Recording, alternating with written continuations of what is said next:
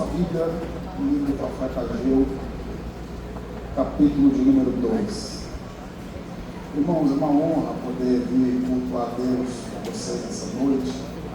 Também uma grande responsabilidade. Eu sei o nível dos pregadores que passaram por aqui e sei o nível dessa igreja. Porque o pastor Marcelo fez o corte até muito alto. E a igreja reflete no pastor. O pastor que ama a palavra vai gerar uma igreja que ama a palavra. O pastor que é profundo na palavra vai gerar uma igreja profunda na palavra. Então, sei o nível da responsabilidade que é vir no encerramento do aniversário dessa igreja. Obrigado, querido. Pastor Marcelo, o senhor é um príncipe de Deus, o senhor é um homem. Deus abençoe sua vida. Muito obrigado pelo carinho que o senhor tem tido comigo, com a minha casa. Muito obrigado. Sempre muito carinhoso comigo. Deus abençoe o senhor de uma forma sobrenatural. O senhor é pastor Gil, Deus abençoe. Meu irmão, Deus nossa vida. Ô Marcos, essa semana sai? Essa semana sai, se Deus quiser. Eu mandei umas 3 mensagens para ele. Se você olhar no zap, vai ter umas 3 mensagens lá. Mas ele estava na campanha, eu liberei ele por causa da campanha. Essa semana a gente vai. Gisele, bom te rever, minha amiga. Deus abençoe a sua vida, tá? Ageu capítulo 2, a partir do verso 1. Eu vou ler até o verso 9. Ageu capítulo 2, do verso 1 ao verso 9.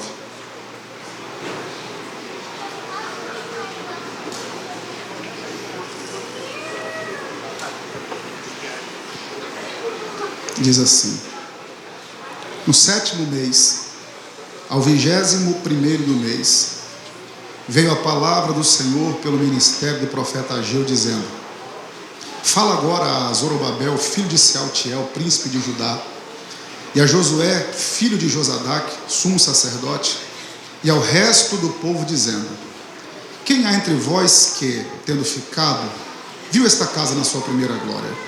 E como a vedes agora? Não é esta como nada em vossos olhos comparada com aquela? Ora, pois, esforça-te, Zorobabel, diz o Senhor, e esforça-te, Josué, filho de Josadaque, sumo sacerdote, e esforçai-vos todo o povo da terra, diz o Senhor, e trabalhai, porque eu sou convosco, diz o Senhor dos exércitos, segundo a palavra que concertei convosco quando saístes do Egito, e o meu espírito habitava no meio de vós. Não temais, porque assim diz o Senhor dos exércitos: ainda uma vez, daqui a pouco, farei tremer os céus e a terra e o mar e a terra seca, e farei tremer todas as nações, e virá o desejado de todas as nações, e encherei esta casa de glória, diz o Senhor dos exércitos. Minha é a prata e meu é o ouro, disse o Senhor dos exércitos. A glória desta última casa será maior do que a da primeira, diz o Senhor dos exércitos. Neste lugar darei a paz, diz o Senhor dos exércitos.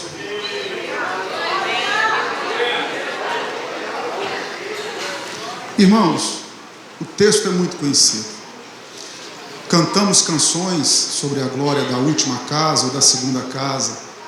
No nosso linguajar cristão, no crentez que nós falamos, quando queremos falar para alguém que algo melhor está por vir, nós sempre dizemos que a glória da última casa ou a glória da segunda casa será maior do que a da primeira. Mas por detrás dessa declaração do profeta Ageu, tomado por Deus, existe todo um contexto. E eu gostaria de, nos próximos 10 minutos, no máximo, relembrar o contexto por detrás desse versículo.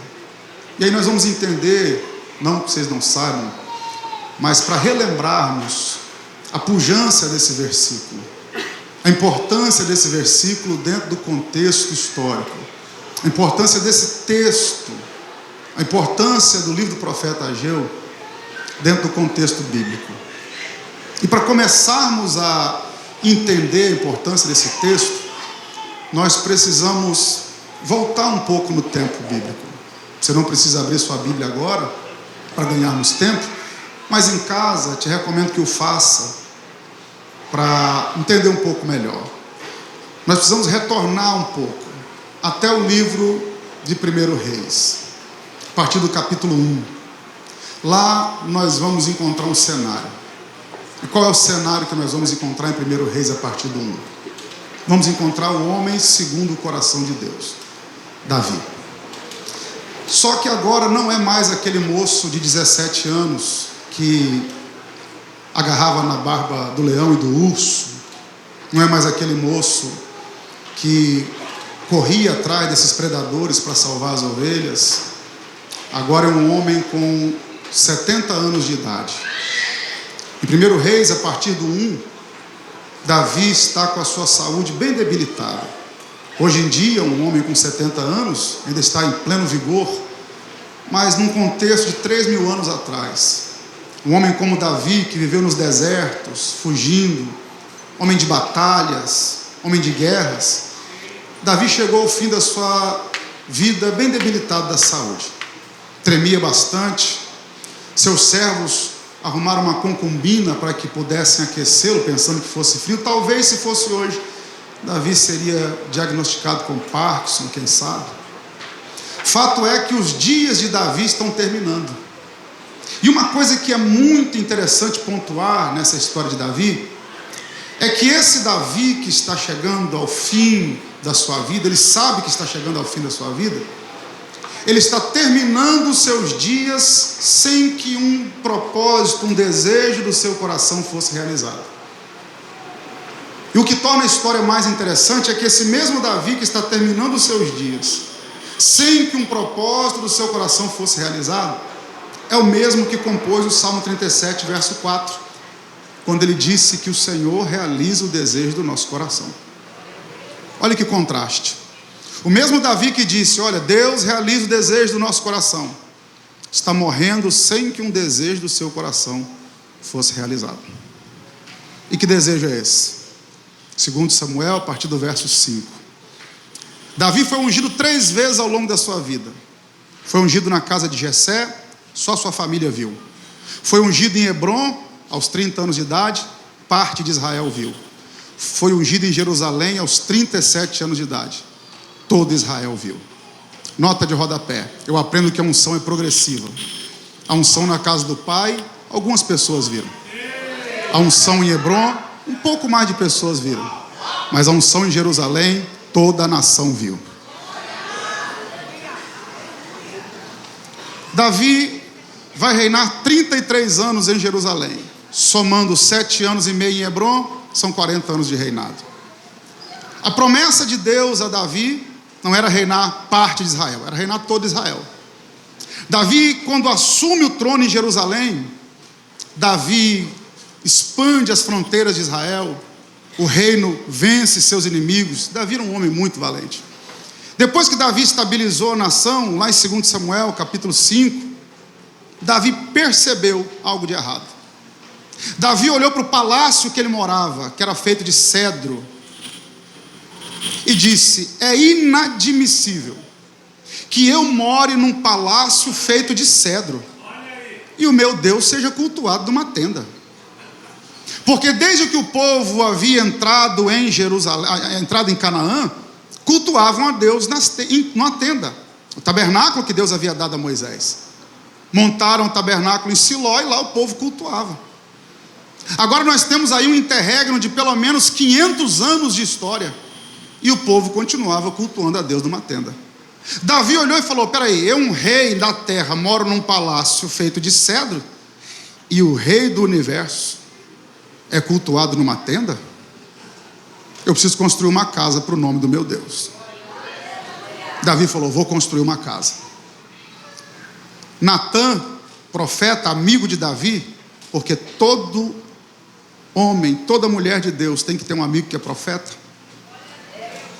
Natã olhou para Davi e falou, vai lá, faz, realiza o desejo do seu coração, constrói a casa ao nome do Senhor. Só que Natã falou isso como amigo.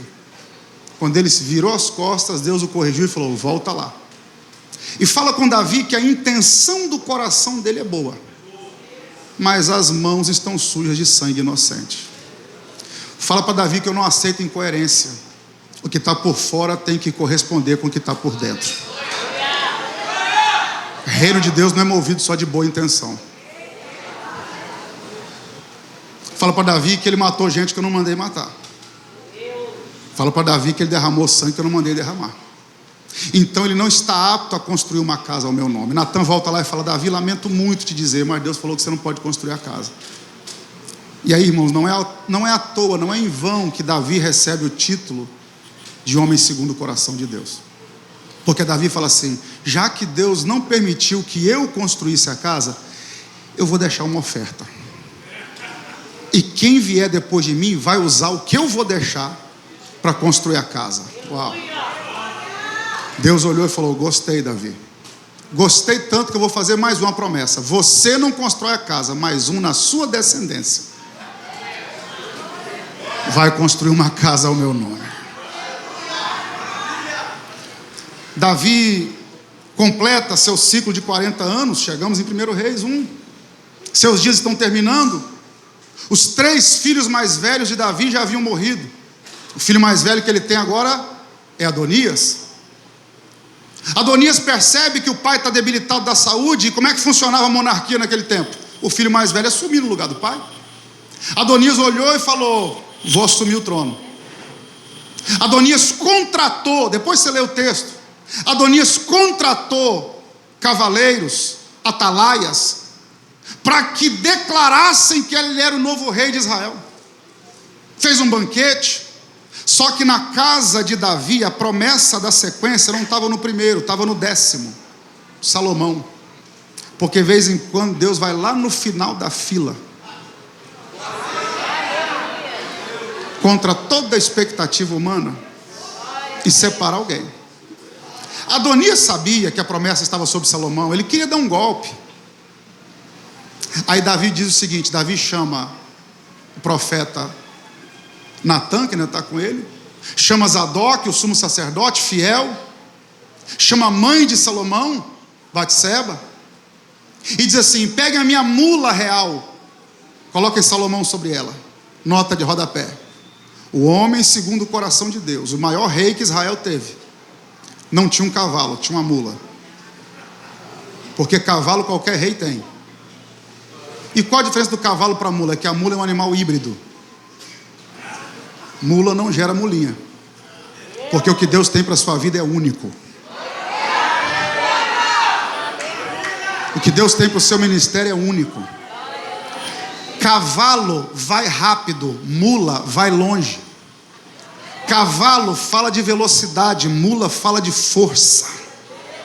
Mais importante do que a velocidade com que você vai, é a resistência que você tem no longo do caminho, ao longo do caminho. Adonias estava a cavalo, Salomão foi na mula real. Levem ele até o vale de Cedron e unja Salomão rei no meu lugar. Isso é lindo, por quê? Porque Davi teve um privilégio que pouquíssimos reis tiveram. Qual é? Ver quem seria seu sucessor. Porque normalmente os outros reis assumiam o trono quando um morria, mas Davi teve o privilégio de passar a coroa em vida. Porque sucesso sem sucessor é fracasso. Se tudo que eu conseguir morrer comigo, fracasso.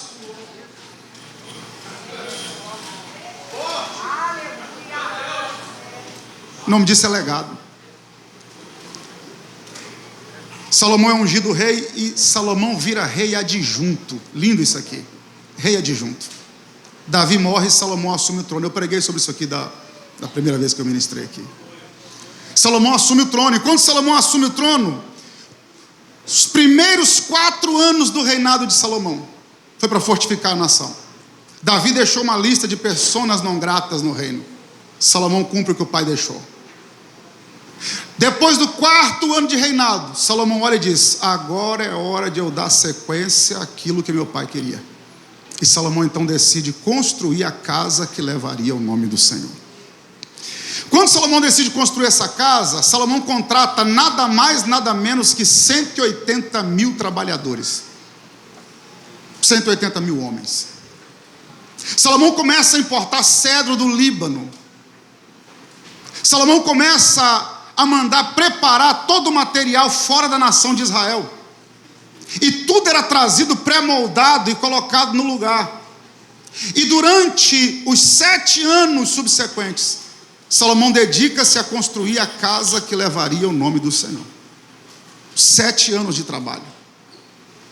E o que Salomão investiu na construção dessa casa? Eu vou te dar alguns números aqui, depois você faça as contas. Se você juntar os textos de 1 Crônicas 22, 1 Crônicas 29, 1 Reis 5 e 2 Crônicas 2, você vai chegar a esses números aqui. Contando com a oferta que Davi deixou e os recursos que Salomão levantou para a construção do templo em 7 anos, Salomão investiu 3.780 toneladas de ouro. Salomão investiu 35.595 toneladas de prata. Salomão investiu 630 toneladas de bronze. Salomão investiu 3.500 toneladas de ferro, sem contar madeira de lei e pedra preciosa, que foi tanto que não deu para colocar no papel. Tudo era trazido pronto, pré-moldado e colocado no lugar na mais decência e ordem, sem não se ouvir o barulho de serrar de serrote e bater de martelo na construção do santuário, porque estava falando da casa que levaria o nome do Senhor. Salomão seguiu a planta do tabernáculo de Moisés. O tabernáculo de Moisés dividido entre átrio, lugar santo e santo dos santos, e Salomão fez assim, só que tudo em proporções maiores. Entre o átrio e o lugar santo, Salomão decidiu construir 2 colunas de bronze, o pórtico. A coluna da esquerda se chamava Joaquim, a da direita se chamava Boaz, todas feitas de bronze. Uma quer dizer Deus estabelece, a outra quer dizer Deus fortalece. Essas colunas eram polidas todos os dias, e quando o sol batia ao amanhecer, parecia que elas reluziam como ouro, mas era bronze, era o bronze polido. Passava pelo pórtico, entrava no lugar santo, onde só os sumos sacerdotes e sacerdote tinham acesso. Salomão edificou o altar do incenso, todo de ouro. No tabernáculo de Moisés era uma mesa com os pães da proposição, com os 12 pães. No tabernáculo de Moisés, no templo de Salomão, eram 10 mesas com 12 pães, 10 menorás, 10 castiçais. Depois que transpunha o lugar santo, viu o santo dos santos, um véu construído com 1 palmo de espessura. Então um cômodo milimetricamente planejado, com 10 metros de altura, 10 de largura e 10 de comprimento. Parede, piso e teto de ouro puro. Santo dos santos. Salomão manda colocar a arca da aliança, onde uma vez por ano o sumo sacerdote entrava no Yom Kippur para espargir o sangue sobre o propiciatório. Quando o templo ficou pronto, depois de toda essa investida, que se você for converter para valores hoje, bilhões, bilhões e bilhões de dólares, Salomão falou: vamos inaugurar essa casa. E depois de 7 anos de construção, no 11º ano do reinado de Salomão, eles vão inaugurar a casa que leva o nome do Senhor. Salomão chamou os levitas e sacerdotes e falou: durante a inauguração, eu quero que enquanto os sacerdotes sacrifiquem, os levitas cantem, e eu vou dar a canção. O refrão da canção vai ser esse: louvai ao Senhor, porque a sua benignidade dura para sempre. E durante 7 dias, enquanto os sacerdotes sacrificavam no altar, os levitas cantavam: louvai ao Senhor, porque a sua benignidade dura para sempre. E o que Salomão sacrificou nesses 7 dias no altar? Eu te digo: 22.000 bois e 120.000 ovelhas. 142.000 animais foram sacrificados no altar do holocausto. E enquanto esses animais eram sacrificados no altar do holocausto, os levitas cantavam: louvai ao Senhor, porque a sua benignidade dura para sempre. Deus olhou do céu, pastor Bruno, e falou assim: gostei dessa casa, gostei dessa festa, gostei tanto que eu vou na inauguração. Vou repetir: Deus olhou e falou: eu vou na inauguração da casa. Há 500 anos a nuvem da glória ninguém via mais. Na inauguração ela desceu no santuário. Durante 40 anos no deserto, a nuvem caminhou por sobre o povo. Na inauguração da casa, Deus desceu no meio da casa na nuvem. E a presença foi tão grande que os sacerdotes rolavam pelo chão e os levitas cantavam: louvai ao Senhor, porque a sua benignidade dura para sempre. No último dia da festa, Deus fala a Salomão: Salomão, gostei da casa e vou te fazer uma promessa a voltar dessa casa. Segundo Crônicas capítulo 7, a partir do verso 8, Deus diz assim: a partir de hoje estarão atentos os meus olhos, os meus ouvidos, a toda a oração que for feita neste lugar. Quando vier a peste, a praga, a fome, o gafanhoto, o inimigo, se o meu povo que se chama pelo meu nome se humilhar e orar e buscar a minha face e se converter dos seus maus caminhos, então eu ouvirei do céu, perdoarei o seu pecado e sararei a sua terra, porque eu gostei dessa casa. Eu estou sentindo a presença dele aqui. A gente cita 2 Crônicas 7:11, mas isso aí foi uma promessa feita à casa. A oração que for feita nessa casa. Quando vier a peste, a praga, o gafanhoto, o inimigo, corre para a casa dele que tem resposta.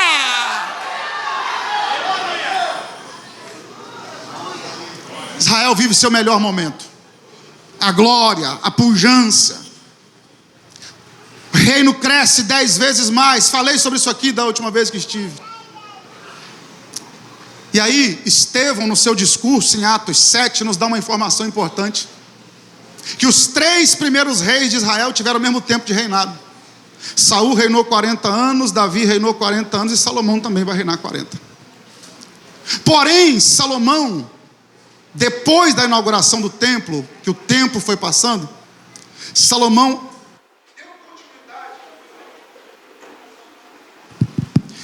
deu continuidade ao legado do pai.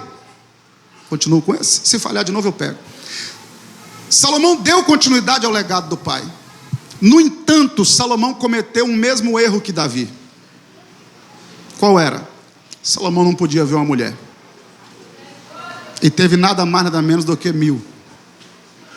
E entre essas mulheres de Salomão, uma trouxe um problema gravíssimo para a nação. Por quê? Porque ela era filha de Faraó. E ela conseguiu induzir Salomão a construir altares aos deuses do Egito dentro de Israel. Resultado, com 40 anos de reinado, Salomão termina seus dias com altares erguidos aos deuses do Egito dentro dos termos de Israel. Mais uma vez um contraste.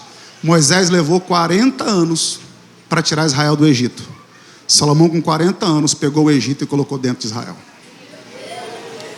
Cuidado para que os seus atos não desconstruam o que gente levou tempo para construir.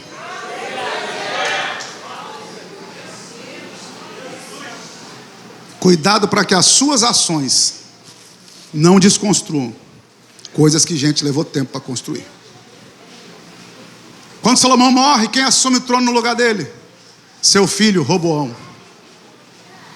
Roboão, quando assume o trono, comete um erro gravíssimo. Ele olhou para a riqueza do reino. E aí nós temos mais um contraste. Por quê? Porque Davi, quando morreu, deixou um legado. Salomão, quando morreu, deixou herança. E há uma enorme diferença entre herança e legado. Todo mundo sabe qual é. Herança é aquilo que você deixa para alguém. Legado é aquilo que você deixa em alguém. Davi deixou um legado em Salomão, mas Salomão só deixou uma herança para Roboão. Quando ele assume o trono, ele decide aumentar os impostos, e de imposto o brasileiro entende bem. O povo vira para Roboão e fala: olha, não aumenta mais a carga sobre nós. Aí Roboão vai consultar os mais jovens ao invés de consultar os mais velhos. De uma coisa que é muito clara à luz da Bíblia, que a sabedoria habita nas cãs. Roboão vai responder ao povo, e depois de ouvir os jovens, ele diz assim: se vocês acham que o braço do meu pai foi pesado, o dedo menor da minha mão vai ser mais pesado que o braço do meu pai. Jeroboão havia descido para o Egito por causa de uma profecia, e agora ele volta quando descobre que o povo está sendo oprimido por Roboão. E o que ele decide fazer? Dividir o reino. 10 tribos passam a formar o reino do norte, chama-se Israel. 2 tribos passam a formar o reino do sul, Judá. Capital de Israel, Samaria. Capital de Judá, Jerusalém. Jeroboão vai em Betel e ergue um bezerro de ouro para o povo cultuar. O reino se dividiu. E uma coisa que é muito clara à luz da Bíblia é que Deus não quebra princípio que Ele mesmo estabeleceu.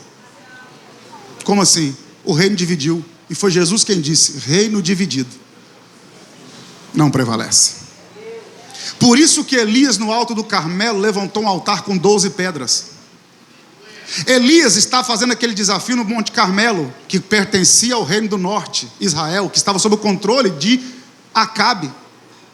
Elias poderia erguer um altar com 10 pedras, porque o reino do norte só tinha 10 tribos. Mas quando Elias foi pedir fogo do céu, ele construiu um altar com 12 pedras, mesmo com o reino dividido. E ele vira para o altar e fala assim: em ti, Israel, será chamado o teu nome. Sabe o que Elias está dizendo? Se eu quero fogo do céu, o altar não pode estar dividido. Não pode ser 10 pedras para a tribo do norte e 2 pedras para a tribo do sul. Tem que ser 12 pedras. Aí Deus respondeu com fogo. O reino se dividiu. E aí, uma diferença entre reino do norte e reino do sul. Aguça o ouvido. Os reis que passaram pelo reino do sul eram da linhagem de Davi, porque Deus prometeu em 2 Samuel 7, da sua descendência eu nunca vou afastar o trono. Já os reis do reino do norte eram reis ímpios. No reino do norte, de vez em quando aparecia um Acabe, que desconstruía tudo que foi construído, que se levou pelos devaneios de Jezabel e perseguiu profetas. No reino do sul, de vez em quando, levantavam Josafá. Resultado, o reino do norte prevaleceu até o ano 722 a.C. O calendário é retroativo no Antigo Testamento. No ano 722, Sargão II invade o reino do norte, rei de Nínive, capital da Assíria. Invade o reino do norte e leva os homens cativos, e os remanescentes do reino do norte se casam com as mulheres da Síria. Daí vem o povo samaritano. Como no reino do sul sempre Deus levantava um fiel, o reino do sul resistiu um pouquinho mais. O reino do norte cai em 722, o reino do sul prevalece até 606 a.C., quando Nabucodonosor sitia Jerusalém pela primeira vez. Quando ele sitia Jerusalém pela primeira vez em 606 a.C., ele vai saquear o templo e levar alguns utensílios, e vai levar alguns homens para a Babilônia.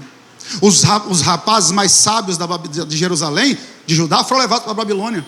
Ananias, Misael, Azarias, Daniel, Sadraque, Mesaque, Abednego, Daniel, foram levados para a Babilônia e foram ser profetas, foram ser escravos, mas no palácio. Por quê? Porque dominavam outras línguas, entendiam de outras matérias. Então eram rapazes prendados que ficavam servindo no palácio. No ano 598 a.C., Nabucodonosor volta pela segunda vez, e agora leva 10.000 para o cativeiro, entre eles Ezequiel, filho de Buzi. E agora temos um paralelo aqui. Enquanto Ezequiel é levado para o cativeiro em 598, Daniel já estava lá desde 606. Quem é que fica profetizando em Jerusalém? Jeremias. Então agora nós temos 3 profetas ao mesmo tempo: Daniel profetizando no palácio, Ezequiel profetizando para os cativos e Jeremias profetizando para os remanescentes. O que eu aprendo? Onde o povo de Deus estiver, Deus levanta profeta. Mas sem ouvir a voz de Deus, o povo não fica. E aí eu aprendo mais uma lição: tem profeta que é para o palácio, tem profeta que é para o cativeiro, e tem profeta que é para remanescente. Entenda onde Deus quer te usar e tudo vai dar certo.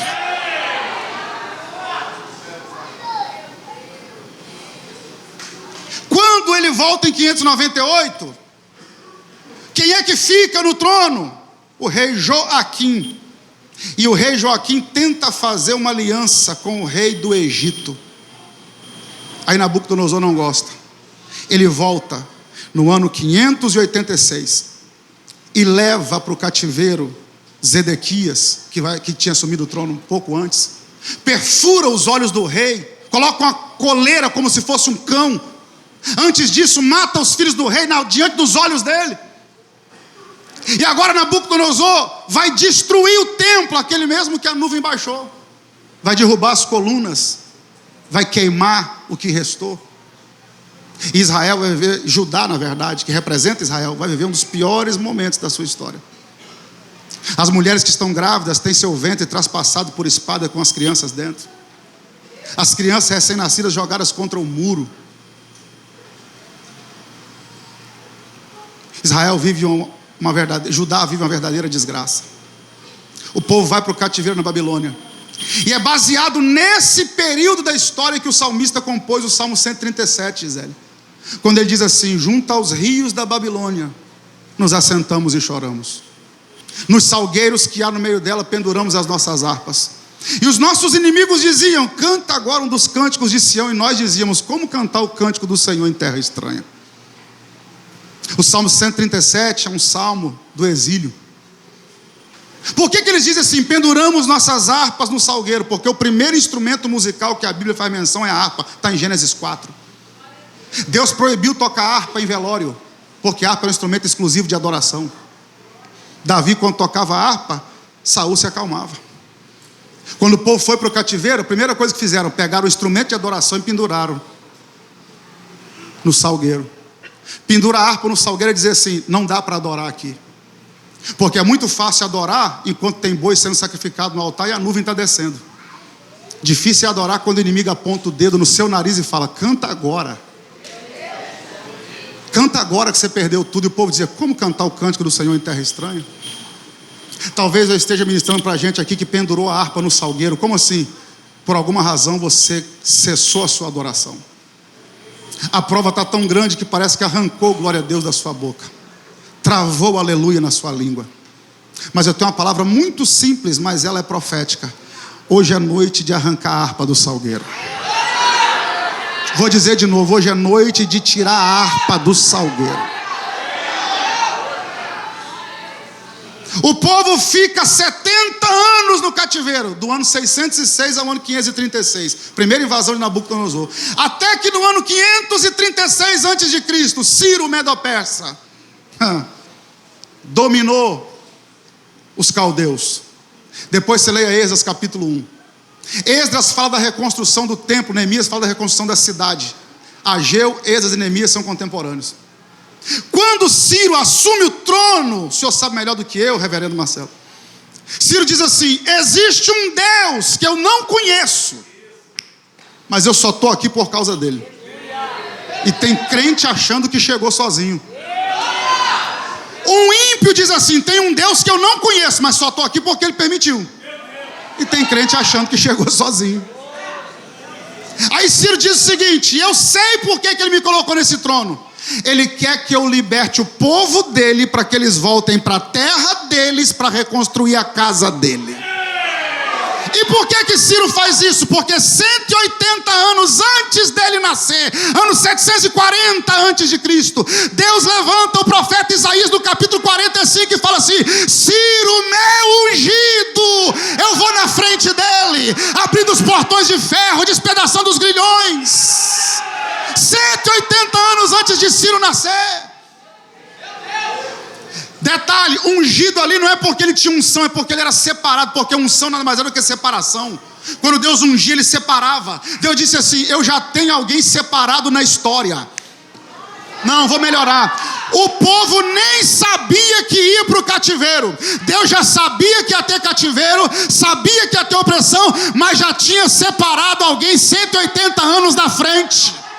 Por que Deus faz isso? Porque o próprio profeta Isaías falou que Deus anuncia o fim das coisas antes do princípio dela. Como assim? Quando Deus começa alguma coisa, Ele terminou primeiro. Primeiro Ele termina, depois volta lá e começa. Antes do povo ir para o cativeiro, Deus foi 180 anos na frente, separou Ciro e falou: quando o povo estiver no cativeiro, você vai libertar. Não entendi, pastor Renan, vou melhorar. Você só não sabe, mas Deus já separou alguém que vai aparecer na hora certa, com a resposta certa, com a provisão certa, com a chave certa. Porque quando Deus quer nos abençoar, Ele manda coisas, mas quando Deus quer mudar a nossa história, Ele envia pessoas. Eu vim pregar para alguém e dizer: vai aparecer alguém. Deus já separou alguém na história. Vou melhorar a palavra porque eu estou sentindo Deus nela. Deus já separou alguém que vai acreditar na tua chamada. Deus já separou alguém para investir nesse projeto. Deus já separou alguém para abrir a porta para você. Você só não sabe, mas Deus já separou alguém. Eu estou sentindo a graça de Deus aqui. Pela primeira vez eu vou incomodar quem está do seu lado. Provoca uns 4 aí e fala: Deus já separou alguém na história. Deus já separou alguém na história. Ei, pastor Marcelo, Deus já separou gente para entrar aqui e deixar a oferta no altar. Deus já separou gente para abrir a porta de emprego para você. Deus já separou pessoas para ser alguém crê nessa palavra, joga essa mão lá em cima, faz aquele barulho que o diabo não gosta de ouvir, porque se o diabo pensou que você ia morrer no cativeiro, Deus já separou alguém na história.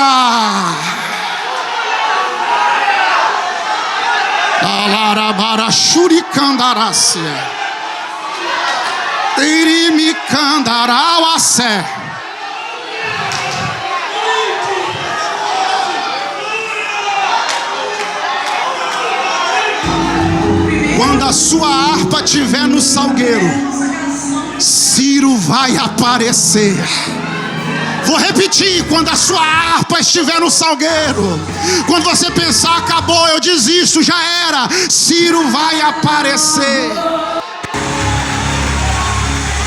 Escute, Ciro aparece. Aí Ciro escreve carta para as 127 províncias.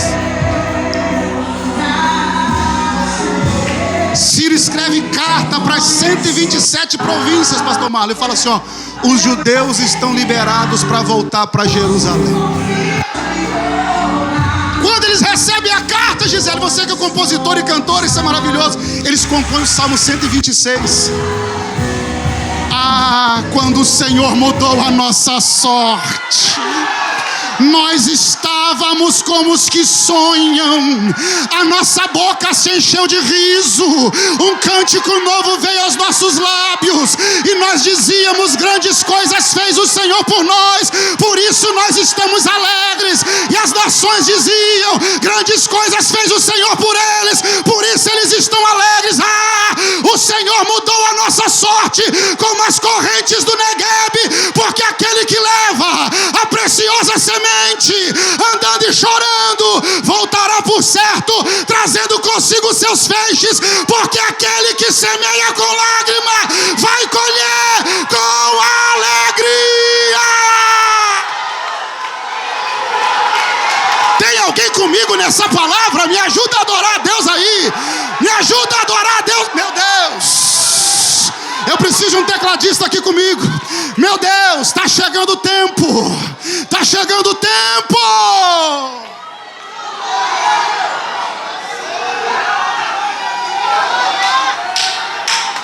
Meu Deus, isso. Se há tempo você não fala em língua estranha, seja renovada agora em nome de Jesus. Se você ainda não é batizado com o Espírito Santo, seja batizado agora em nome de Jesus.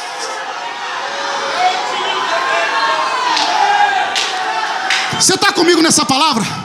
Segura a mão de alguém com carinho e fala assim: ó, Deus te viu. Mais forte: Deus te viu semear com lágrima. Está chegando a hora de colher com alegria.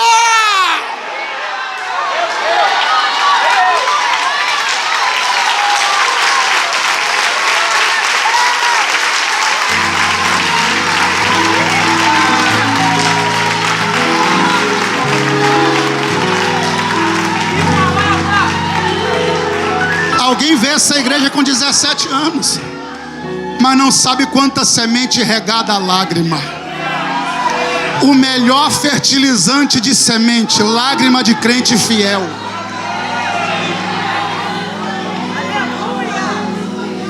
Vamos chegar em Ageu agora e vai ser muito rápido. Vamos chegar em Ageu agora e vai ser muito rápido. O povo volta para Jerusalém, o povo volta para Judá. Quando o povo volta para Judá, depois leia Esdras capítulo 3. Lançaram a pedra fundamental do templo. Aí houve um misto de emoções. Quem está me ouvindo, diga amém. Amém. Os anciãos que viram a primeira casa de Salomão choraram. Os jovens que nunca tinham visto templo nenhum se alegraram. Por que os anciãos choraram? Porque eles perceberam que não tinham condição financeira para construir um templo igual ao de Salomão, porque eles viram a glória da primeira casa. Mas o povo está animado, voltou do cativeiro, Deus mudou a sorte. Começaram a construção. De repente eles olharam e perceberam: não temos recurso. Por quê? Porque Salomão usou cedro do Líbano. Nós não temos como buscar cedro no Líbano. Estão voltando do cativeiro 70 anos. Salomão investiu mais de 3.000 toneladas de ouro. Nós não temos isso. Então pararam a construção no ano 536 a.C. E sabe quanto tempo a obra do templo ficou parada? 17 anos. De 536 a 520. Aí no ano 520 a.C., num dia de festa de lua nova, Ageu capítulo 1, a partir do verso 1. Num dia de festa de lua nova, depois de 17 anos de obra parada, Deus levantou o profeta Ageu. Interessante que Ageu também significa festa ou festivo. Então num dia da festa, Deus levantou um profeta chamado Festa para acabar com a festa. Que não é o meu caso aqui hoje, eu vim somar com a festa. Deus levanta Ageu. Aí sabe o que Ageu fala? Leia, vou ler o texto com você. Ageu capítulo 2, verso 2, por favor. Olha que texto. Fala agora a Zorobabel, filho de Sealtiel, governador de Judá, e a Josué, filho de Josadac, sumo sacerdote, ao restante do povo, dizendo: quem há entre vós que tendo ficado... capítulo 1, verso 2. Capítulo 1, verso 2, desculpa. Capítulo 1, esse é o capítulo 2, obrigado. Assim fala o Senhor dos Exércitos, dizendo... Olha o que Deus fala, o povo está comemorando a festa festa da lua nova. Aí Deus levanta Ageu e diz assim: este povo diz, não veio ainda o tempo. Não veio ainda o tempo em que a casa do Senhor deve ser edificada. Olha o verso 3. Veio, pois, a palavra do Senhor por intermédio do profeta Ageu, dizendo... Aí Ageu diz: porventura é para vós tempo de habitar nas vossas casas forradas, algumas traduções estucadas, e esta casa de ficar deserta? É uma pergunta que Deus faz. Ora, pois, assim diz o Senhor dos Exércitos: considerai os vossos caminhos. Segue o texto: semeais muito, recolheis pouco, comeis, porém não vos fartais, bebeis, porém não vos saciais, vestivos, porém ninguém se aquece, e o que recebe salário, recebe no saco furado. Segue o verso: assim diz o Senhor dos Exércitos: considerai o vosso caminho. Para pensar no que vocês estão fazendo. Subi ao monte, trazei madeira, edificai a casa, e dela me agradarei, e serei glorificado, diz o Senhor. Vamos pontuar isso aqui. 17 anos de obra parada. Deus levanta Ageu e fala assim: esse povo diz, não veio ainda o tempo. Quando eu prego sobre isso aqui, eu me lembro imediatamente da frase do saudoso reverendo Billy Graham: a Bíblia é mais atual do que o jornal que ainda vai sair amanhã. Se há 2.500 anos atrás o povo já colocava a culpa no tempo, por que vocês não reconstruíram a casa? Porque ainda não é o tempo. E por que eles não reconstroem a casa? Por que eles colocam a culpa no tempo? Porque eles olharam para trás e falaram assim: nós nunca vamos conseguir reconstruir uma casa igual aquela primeira, então não vamos fazer nada. E quando alguém perguntava: por que vocês não reconstroem a casa? Porque ainda não chegou o tempo. É muito mais difícil reconstruir do que construir. Reconstruir histórias é mais difícil que construir histórias. Por quê? Porque quando você vai reconstruir, você tem o antigo como referência.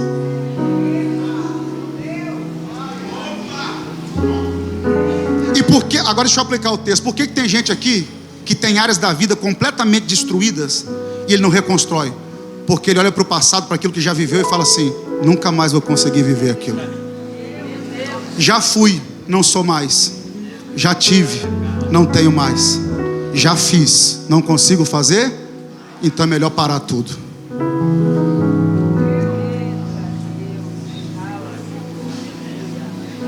Gente que está comprometendo o futuro por causa de coisas do passado. Olha para trás e fala: nunca mais vou ser feliz daquele jeito. Ninguém vai me fazer feliz igual aquela pessoa fez. Nunca mais vou ter uma oportunidade igual aquela. Nunca mais vou conseguir construir aquilo de novo. Aí Deus fala: para pensar no que vocês estão fazendo. Vocês estão dizendo que ainda não veio o tempo. Mas deixa eu dizer uma coisa para vocês: não é tempo de reconstruir a minha casa, mas é tempo de estucar a casa de vocês. Como assim? A casa de vocês está com o melhor acabamento da época, o estuque, e a minha casa está parada. Então deixa eu dizer uma coisa: o problema de vocês não é tempo, é prioridade. Porque tempo vocês têm, só estão canalizando para o lugar errado.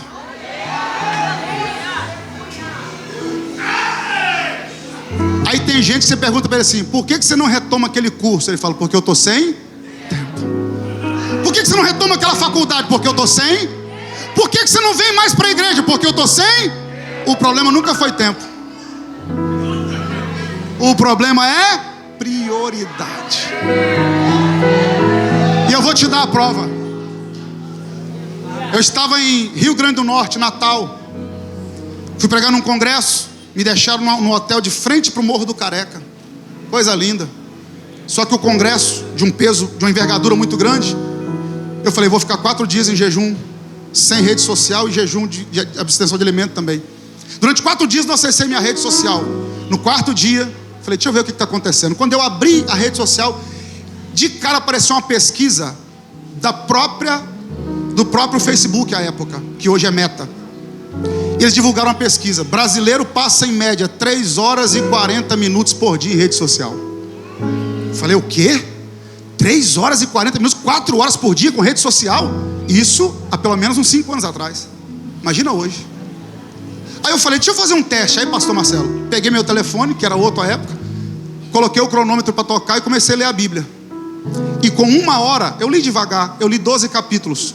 Com 4 horas eu li 48 capítulos. A Bíblia tem 1189 capítulos. Resultado, 48 capítulos por dia. Com 25 dias eu li toda a Bíblia, do Gênesis ao Apocalipse, sem pular a genealogia. Se você lê 1 hora de Bíblia por dia, 12 capítulos por dia, você lê toda a Bíblia com 99 dias. Mas eu não tenho 1 hora livre, meia hora pela manhã e meia hora à noite. Mas eu não tenho meia hora pela manhã, 15 minutos pela manhã, 15 minutos ao meio-dia, 15 minutos à tarde, 15 minutos à noite. Então o problema não é tempo, é o quê?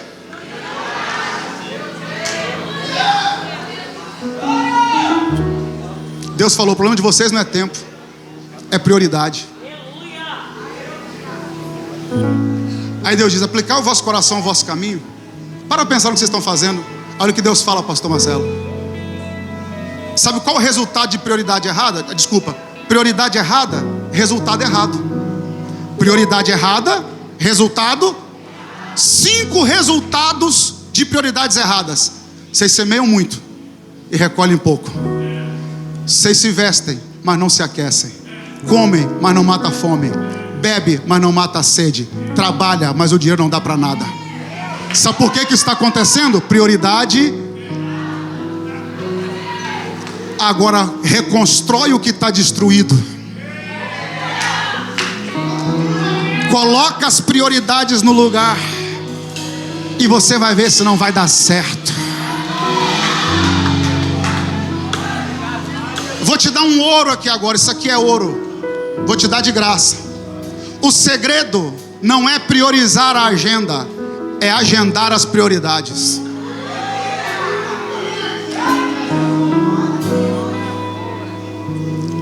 Deus disse, vocês estão semeando muito e recolhendo pouco. Olha o que Deus falou, não é que vocês não estão colhendo, só que vocês estão recolhendo pouco. E há uma enorme diferença entre recolher e colher. O povo não estava colhendo, o povo estava recolhendo. Qual a diferença de recolher para colher? É que recolher é 1 por 1. Opa, recolher é 1 por 1. Como assim? Eu pego esse telefone e coloco aqui. Vou recolher, eu pego o mesmo que eu coloquei. Agora colher é diferente, eu coloco um planteio, mas quando eu vou colher não é 1 por 1, é 30, 60 e 100. Tem gente que começou 2024 recolhendo, mas vai terminar colhendo em nome de Jesus. Eu preciso saber se tem 5 pessoas que acreditam nessa palavra. Deus vai te dar uma direção aqui hoje, para você colocar as coisas no lugar certo. Chega de recolher 1 por 1. É tempo de colher 100 por 1 na sua vida. Só quem crê que o tempo da colheita chegou, ergue essa mão aí, adora o nome de Jesus. Nós vamos encerrar já, mas adore a Jesus aí, porque chega de recolher. Chega de recolher, é hora de colher. Vou dizer para o povo da galeria agora, chega de recolher, é hora de colher. Aí olha o que Deus fala, para a gente poder concluir. Verso 5, Ageu 1,6 na verdade. Semeais muito, recolheis pouco, comer, mas não vos fartais, beber, mas não vos saciais, vestir, mas ninguém se aquece, o que recebe salário, no saquetel furado. Verso 7, assim diz o Senhor dos Exércitos: Aplicai o vosso coração ao vosso caminho. Essa frase seria mais ou menos o seguinte: para pensar no que vocês estão fazendo. Aplicai o vosso coração ao vosso caminho. Aí Deus diz assim, verso 8: subi ao monte, trazei madeira, e edificai a casa, e dela me agradarei e serei glorificado, diz o Senhor. Opa, Deus diz: sobe o monte e traz. Por que Deus diz isso? Nada está em vão aqui, irmão. É só fazer uma exegese rápida. Lá em Êxodo, o povo queria trazer cedro do Líbano. Deus falou: não dá para ir no Líbano buscar cedro, sobe o Hermon e traz eucalipto. Não entendi. Não dá para fazer o que você quer, faz o que você pode, mas faz alguma coisa.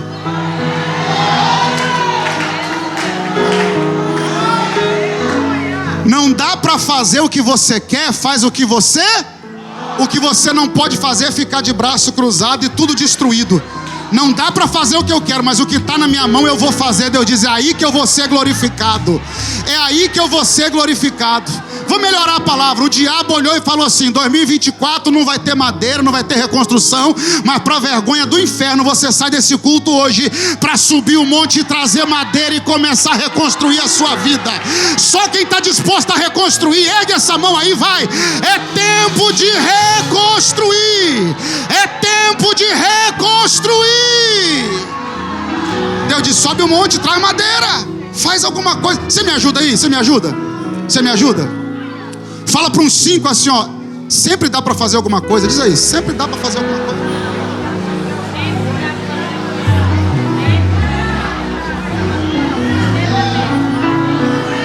Sempre dá para fazer alguma coisa. O problema é que tem gente que não quer fazer. Se não for do meu jeito, então não vai. Aí Deus fala: então fica tudo destruído. Não, porque o dia que eu tiver um salário de 10 mil, eu vou dizimar. Vai dizimar nunca. Porque o dia que a porta abrir, não vai fazer nunca. Faz com o que você tem. É por isso, rapidinho pastor, me perdoe. É por isso que no Salmo 126, preste atenção, tem uma dinâmica nesse salmo. Até o verso 4 só tem alegria, sorriso dos lábios, cântico novo. O Senhor mudou nossa sorte. As nações dizem: mudou nossa sorte, corrente do Negueb. Aí no verso 5 ele fala assim: quem leva semente andando e chorando. Porque quem semeia com, vai colher. Por que vai semear com lágrima, se eu acabei de sair do cativeiro? Eu não acabei de sair do cativeiro, por que eu vou semear com lágrimas? Deus mudou a minha sorte. Vou te dizer por quê. Porque o povo está voltando para Judá, e Judá está 70 anos destruído. E vocês sabem que para plantar tem que preparar a terra. O povo voltou da Babilônia, o que eles levaram para Judá? Algumas sementes. E eles tinham duas opções com aquela semente: ou preparava comida com aquela semente, ou plantava com lágrima. Não entendi. Ou você usa o que você tem na mão e come agora e acaba agora, ou você sacrifica plantando.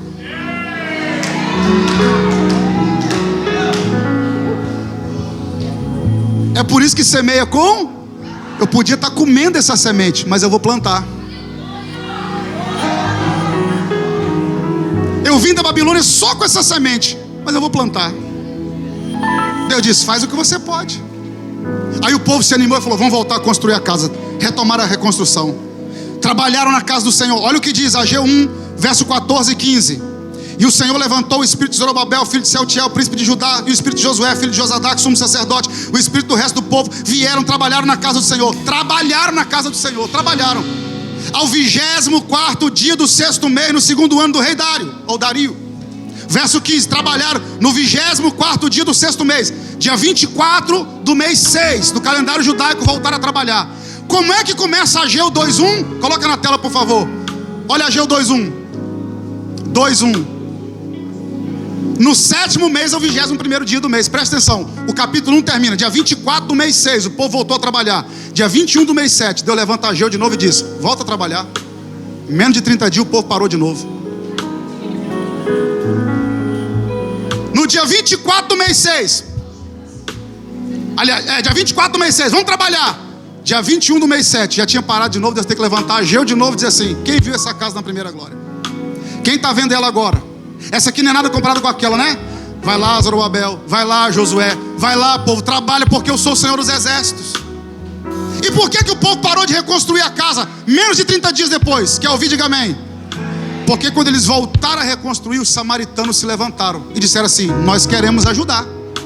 Os judeus disseram: vocês não podem, porque o sangue de vocês não é mais puro, e não pode colocar a mão na obra da casa do Senhor. Porque nem todo mundo que quer te ajudar pode.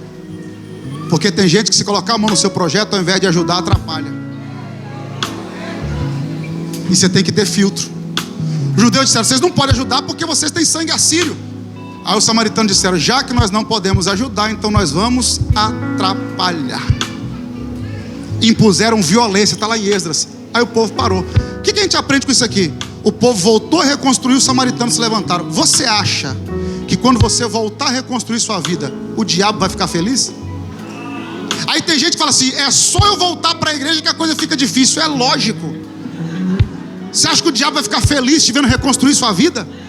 Você acha que o diabo vai ficar feliz te vendo com um sorriso no rosto? Ele vai usar a boca de quem ele puder para te entristecer. Ele vai usar as pessoas que estiverem disponíveis para te entristecer. Aí Deus levanta Ageu de novo e fala assim, ó, capítulo 2: quem há entre vós que viu essa casa? Verso 3: essa não é nada comparada com aquela. Aí no verso 4 Deus diz: esforça-te, Zorobabel, esforça-te, Josué, esforçai-vos todo o povo e trabalhai. Aí é lindo o texto: porque eu sou convosco, diz o Senhor dos... Não tem lógica. Por quê? Porque Ageu, 15 versículos no primeiro capítulo e 23 versículos no segundo. São 38 versículos. Em 38 versículos, por 14 vezes aparece a expressão Senhor dos Exércitos. Em 38 versículos, 14 vezes Senhor dos Exércitos. Não tem lógica. Por que o povo não está reconstruindo? Porque não tem dinheiro. Então é para Deus se revelar não como Yavé Sabaote, mas como Yavé Jireh. Mas ele não se revela como Deus da provisão, se revela como Senhor dos... Por que ele se revela como Senhor dos Exércitos ao invés do Deus da provisão?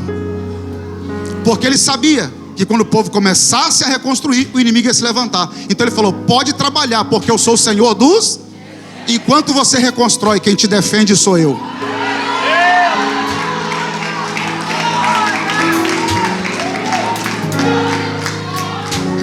Enquanto você reconstrói sua vida, quem cuida dos samaritanos sou eu. Não, vou melhorar. Pode reconstruir, porque do inimigo quem vai cuidar é Deus. Essa língua mentirosa, quem vai cuidar dela é Deus. Esse caluniador, quem vai cuidar dele é Deus. Você não precisa fazer nada, é só trabalhar. Porque eu sou o Senhor dos Exércitos. Pastor, eu vou conseguir reconstruir minha vida? Vai, porque o Senhor dos Exércitos é contigo. Aí Deus fala assim, ó, segunda palavra, verso 5: segunda palavra que consertei com vocês. Essa tradução corrigida fiel está melhor ainda. A palavra da aliança. Por quê? Porque aqui conserto aparece com C. Segunda palavra que consertei convosco quando saíste do Egito. Regra básica do português. Conserto com S é reparo, conserto com C é aliança. Deus falou: eu fiz uma aliança com vocês quando vocês saíram do Egito, que o meu espírito estava no meio de vós. O que Deus está dizendo? Sabe por que vocês vão conseguir reconstruir? Porque tem uma promessa e ela está de pé. Eu sou o mesmo Deus da aliança que tirou vocês do Egito. Eu preciso dizer isso aqui para alguém. Sabe por que você vai reconstruir sua vida? Porque a promessa ainda repousa sobre a sua vida. Porque a promessa ainda está de pé. Aí Deus fala no verso 6 e verso 7: ainda uma vez mais, daqui a pouco farei tremer o céu, a terra, o mar, a terra seca. Farei tremer todas as nações. Sabe o que Deus está dizendo? Para cumprir a promessa, eu vou sacudir todas as estruturas. Céu, terra, mar, terra seca, nações. Eu mexo onde precisar mexer para cumprir a minha promessa. Não, vou melhorar. Enquanto você está aqui reconstruindo a sua vida, Deus está sacudindo estruturas em outros lugares. Deus está incomodando gente. Deus está trabalhando em seu favor. O seu papel é só reconstruir. Só trabalha, não para de trabalhar e deixa o resto com Deus. E olha o que é lindo, é o penúltimo versículo para a gente orar. Deus diz assim, capítulo 2, verso 8: minha prata, meu é o ouro. Aí a dinâmica do texto muda. Está aqui, ó: disse o Senhor. Das 14 vezes é assim, 13. Das 14 vezes Senhor dos Exércitos, das 14, 13 é assim: diz o Senhor dos Exércitos. Quando é prata e ouro, não é diz, é disse. Como é que é? Quando é para falar da provisão, Deus fala assim: sabe por que eu não estou repetindo sobre provisão para vocês? Porque eu já falei. Vocês estão preocupados com coisa que eu já prometi. Sabe qual é o problema? É que a gente quer que Deus repita a mesma coisa toda hora. Quem tem que repetir a mesma coisa toda hora sou eu, é você. Se Deus falou, tá falado.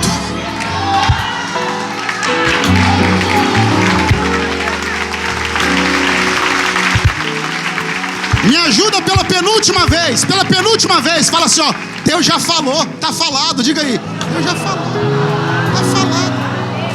Eu já disse, minha prata e meu é ouro. Só trabalha que eu mando a provisão. Só trabalha que eu mando a provisão. Eu já falei. Descansa o coração. Só continua reconstruindo a sua vida. Só continua reconstruindo o seu ministério. Eu já falei, vai dar certo. Aí todo esse discurso aqui, tudo isso aqui é para responder a pergunta que o próprio Deus fez. No capítulo 2, no verso 3, o próprio Deus faz 3 perguntas. Ele fala assim, ó: quem viu essa casa na primeira glória? Quem está vendo ela agora? Essa aqui não é nada comparada com aquela. Deus faz 3 perguntas. Aí Deus faz uma dissertação para no final responder no verso 9. Porque a glória...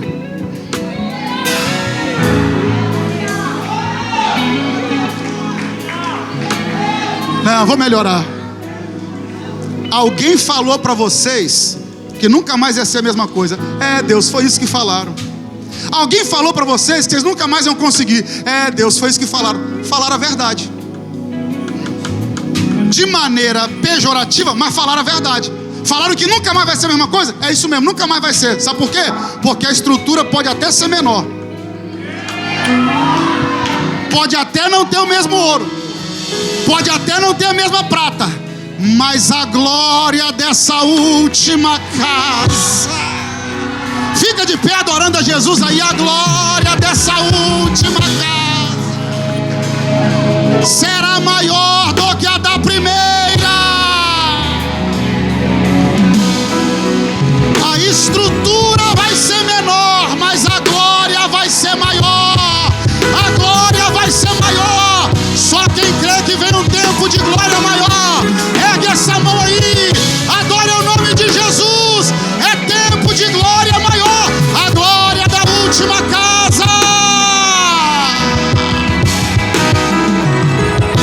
Você está comigo aí? Você está comigo aí? Prega comigo, vai, prega comigo. É a última vez que eu incomodo quem está do seu lado. Mas você vai liberar essa palavra pelo menos uns 10 agora, se você puder. Você vai dizer assim, ó: a glória da última casa vai ser maior do que a primeira. Vai, libera para alguém essa palavra. Libera, libera, libera, libera, libera, libera, libera, libera. E na medida que você está recebendo, vai dando glória a Deus e aleluia aí. Porque a glória dessa última, Gisele, a glória da última casa, a glória da última casa, a glória, pastorzão, a glória da última casa